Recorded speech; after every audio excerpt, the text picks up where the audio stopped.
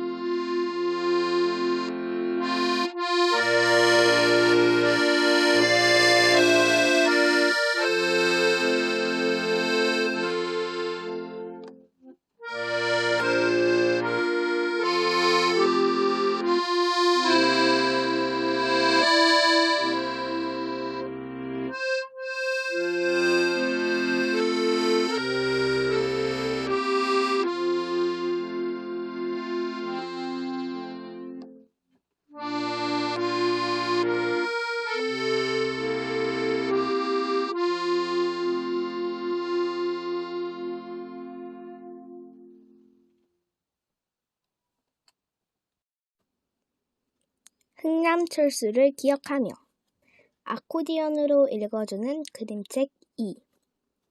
할아버지의 라디오. 할아버지 침대 옆 탁자에는 오래된 라디오가 있어요. 핸드폰으로 음악을 들으면 되는데 꼭 라디오로 들어요. 쿵짝쿵짝 하는 노래가 나오면 알아들을 수 없는 목소리로 노래를 부르고 어쩔 땐 눈물도 흘리셔요. 금순아 라고 가수가 부르면 할아버지는 우는 날이 많아요. 오늘은 금순이가 누군지 물어봐야겠어요. 할아버지가 눈물을 멈추시면 물어볼 거예요.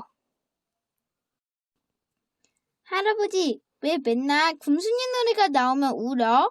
금순이가 누구야? 할아버지 누나랑 엄마, 아빠가 보고 싶어서 그래.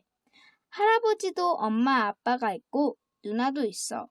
라고 할아버지께서 말씀하셨어요. 북쪽에 산다는 할아버지의 엄마, 아빠? 그 얘기 해줘! 할아버지가 중학생쯤 되었을 때 전쟁이 났었어.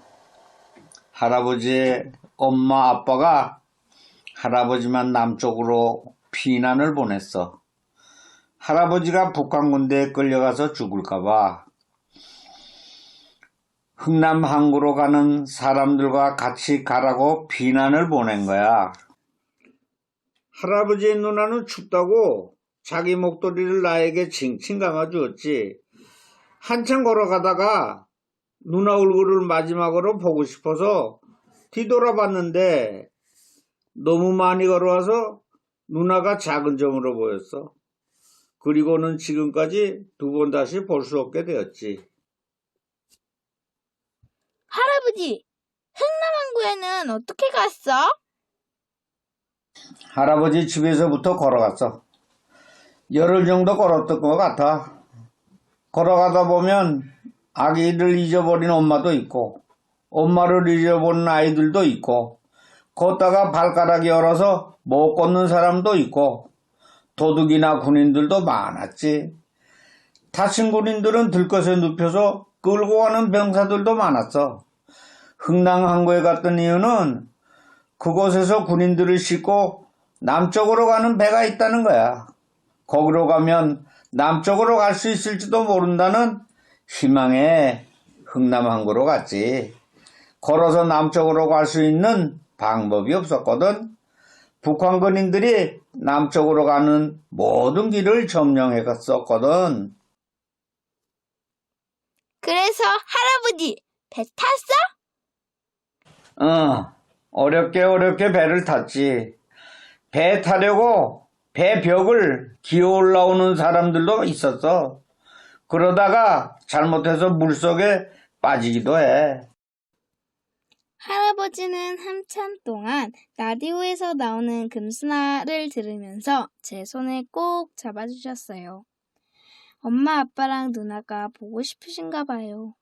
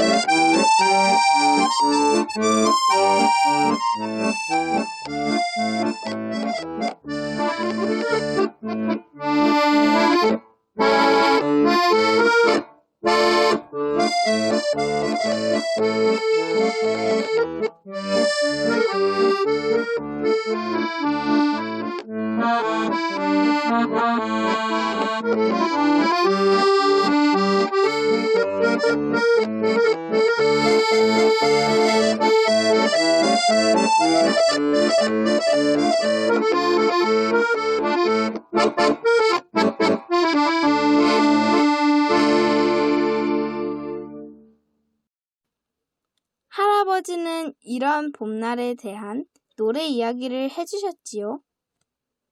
봄날은 간다 노래를 작곡한 사람은 할아버지처럼 북쪽에서 살던 사람이래요.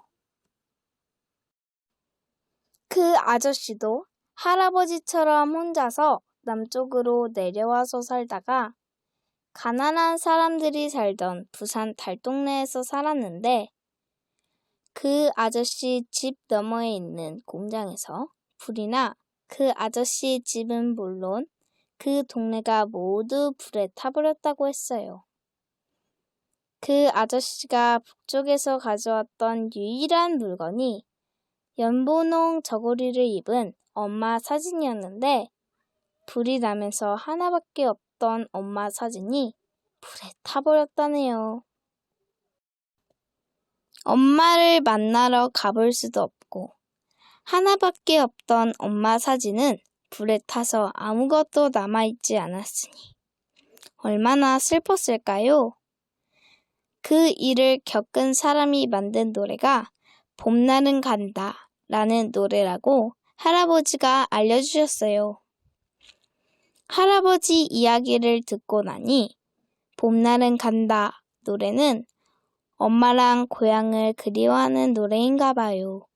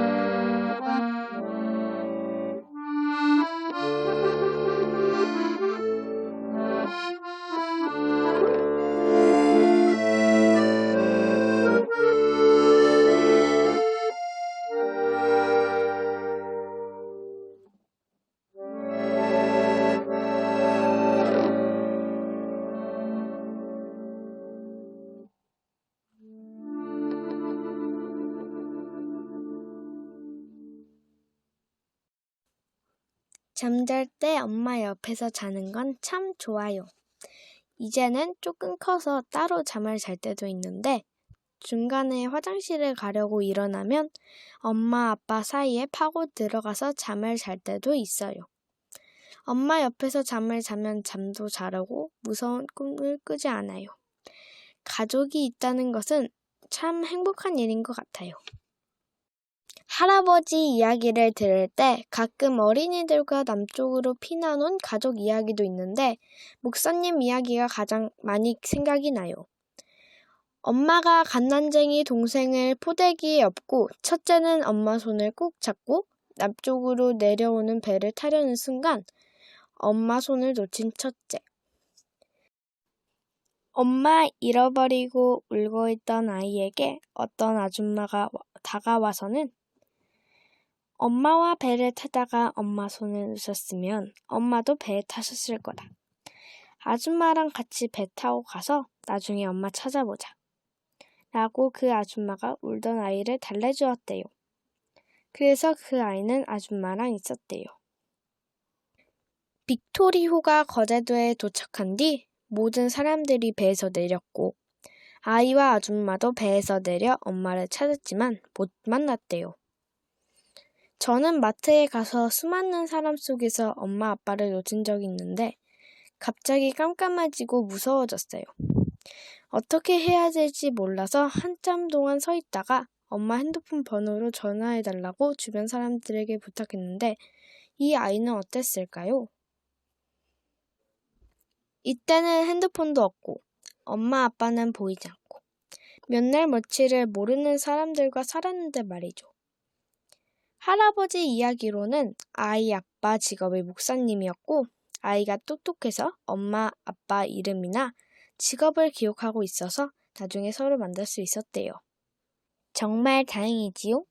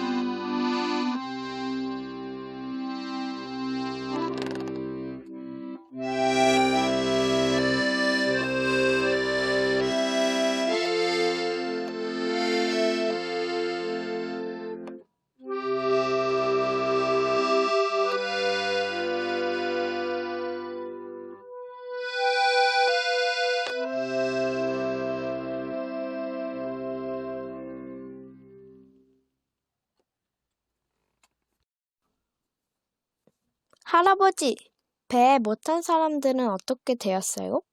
힘들게 흥남 항구까지 왔는데 남쪽으로 가는 배에 타지 못한 사람들은요? 할아버지는 한참 동안 아무 말씀도 없으셨어요. 흥남까지 먼 길을 걸어서 온 가족 중에는 서로를 잃어버린 사람들도 많았지. 가족을 잃어버리지 않으려고 새끼줄을 만들어서 서로를 묶고 다니는 사람들도 있었어. 날씨가 너무 추워서 밤사이에 얼어 죽은 사람들도 많았단다. 또 어떤 할머니는 흥남까지 걸어오면서 모든 가족을 잃고 혼자서만 흥남에 도착했대요. 흥남에서 유엔군 퇴각을 준비하던 빅토리호는 수많은 전차, 포탄, 군수물자를 흥남항구에 버리고 그 군수물자 자리에 민간인들을 태운 뒤 출발하기로 했대요. 항구에 버린 군수물자를 지키며 마지막 배가 출발하는 것을 확인한 미군들은 가족을 잃어버린 할머니에게 같이 가자고 했대요.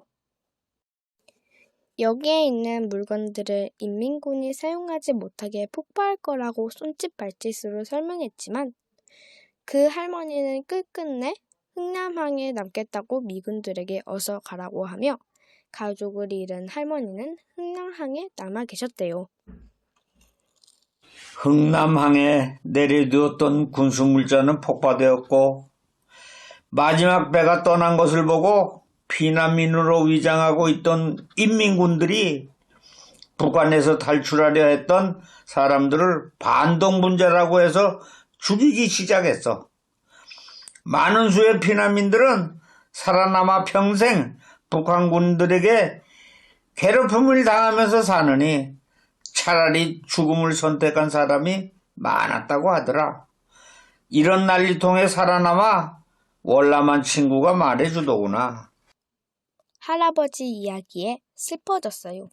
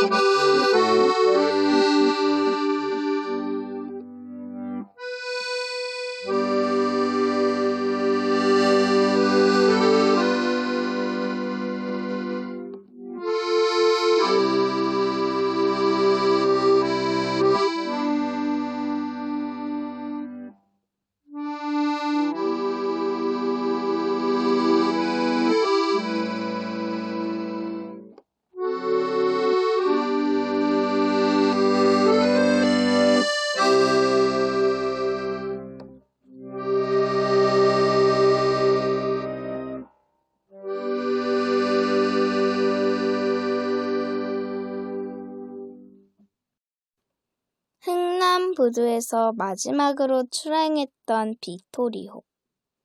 할아버지는 그때를 이렇게 기억하고 계셨어요. 그 빅토리오는 12인용 성질밖에 없었고 선원은 48명이 있었어.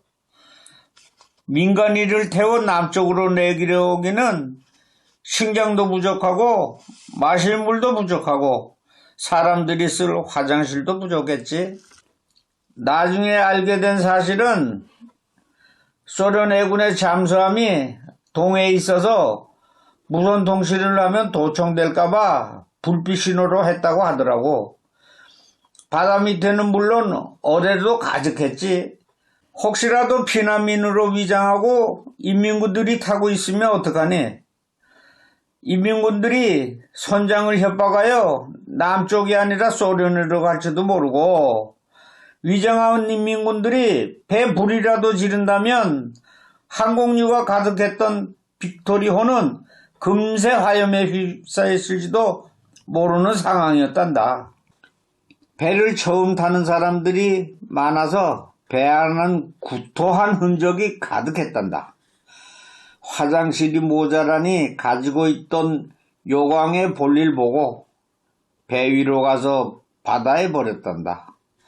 요강이 없던 나는 구석에 가서 볼일을 볼 수밖에 없었어. 배 안은 금세 구토물과 오물로 가득 찼지. 지금 생각해도 그때의 악취는 정말 지독했지. 그런 환경에서 전염병이 안 생긴 건 신기한 일이야. 화장실도 음식도 물도 없고 다리를 뻗을 자리조차 없는 상황에서 기적 같은 일이 일어났어. 아이가 태어난 거야. 그것도 5명이나. 지금 생각하면 아이를 낳은 산모가 얼마나 힘들었을지 상상도 되지 않아. 그 아이들의 이름은 김치1, 김치2, 김치3, 김치4, 김치5라고 불렀지. 미군들이 붙인 이름이야. 그리고 부산에 잠시 정박했을 때 받아먹던 주먹밥은 세상에서 가장 맛있던 밥으로 기억하곤 해. 크리스마스가 무엇인지 그때 처음 알았어. 처음 보았던 흑인이 가판 위에서 추위에 떨고 있던 나에게 하얀 이를 드러내면서 뭐라고 말을 해줬어. 그리고는 나를 안아주고 체온으로 녹진녹진한 초콜릿을 주었지. 나중에 알게 된 사실인데 그분이 나에게 건넨 말은 메리 크리스마스였어. 초콜릿을 처음 먹었을 때가 그때였어. 그 초콜릿을 할아버지에게 전해준 흑인 미군과 전쟁에 참여했던 수많은 군인은 얼마나 가족이, 집이 그리웠을까요? 크리스마스에는 따뜻한 집에서 맛난 음식을 먹으며 선물을 받고 노는 날인데 말이지요. 저는 학교에 가서 1교시 수업 시작하기도 전부터 빨리 집에 가고 싶다고 생각하는데 말이에요.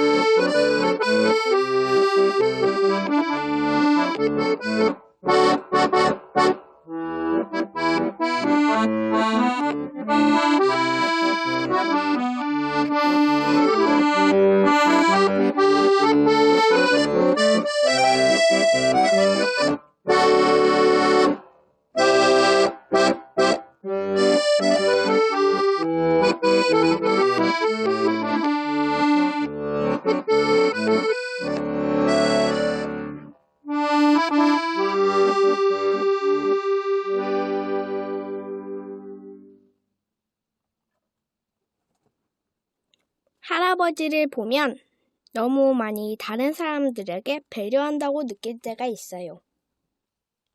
할아버지와 둘만 함께 산책할 때 모르는 사람들에게도 너무 친절하고 무엇이든 도와주려 하는 느낌을 받거든요. 할아버지가 너무 많이 양보하는 느낌이 들어서 하루는 할아버지께 여쭈어보았어요. 할아버지는 왜 그렇게 다른 사람들에게 양보만 해요? 옛날 생각이 나서 그래. 할아버지가 남쪽으로 오는 배 빅토리호에서 처음 내렸던 곳이 거제도였지. 기존에 거제도에서 살던 사람들 2배 이상 되는 사람들이 북쪽에서 내려왔대요. 가장 큰 배 빅토리호를 타고 내려온 사람만 14,000명이었다고 하더라고요. 기존 살던 사람들도 풍족하게 살지 않았을 텐데 피난민들이 잔뜩 내려왔으니 거제도의 삶이 어땠을까요? 거제도 사람들이 아니었으면 할아버지는 굶어 죽었을지도 몰라. 나중에 포로 수용소가 생기면서 일자리가 생겨서 열심히 일하고 거제도를 나와서 살 수 있게 된 거야. 할아버지, 거제도로 가고 싶어요?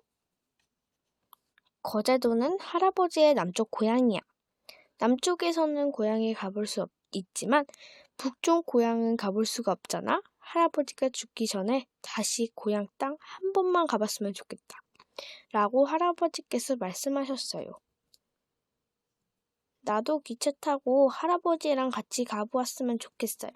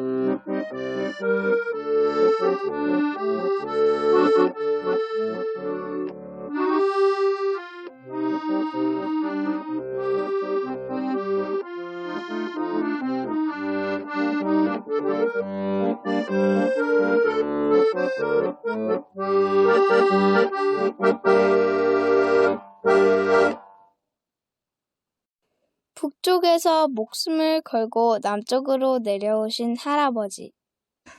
내가 남쪽에 친척도 없는데 혼자 내려와서 죽고 싶을 만큼 힘들 때마다 고향에서 마지막으로 보았던 가족들, 목도리 챙겨서 감아주던 누나, 배가 출발할 때 부두에 남겨져 있던 다른 피난민들의 얼굴, 처음으로 초콜릿을 건네준 흑인 병사, 거제도에서 내리자마자 주먹밥 주던 모르는 할머니의 주름 잡힌 손들이 생각나는 거야. 내가 그 모든 사람 덕분에 남쪽에서 살아왔던 것 같아. 여기서 죽으면 그 사람들 목숨까지 내가 헛되게 하는 거다. 어떻게든 살아보자 생각하면서 살아왔지. 그래서 이렇게 귀여운 우리 손주도 만나고. 할아버지, 살아계셔 주셔서, 제 할아버지가 되어 주셔서 진심으로 감사해요.